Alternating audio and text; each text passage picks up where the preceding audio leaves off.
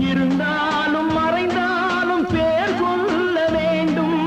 இவர் போல யார் என்று ஊர் சொல்ல வேண்டும். இவர் போல யார் என்று ஊர் சொல்ல வேண்டும். கண் போன போக்கிலே கால் போகலாமா? கால் போன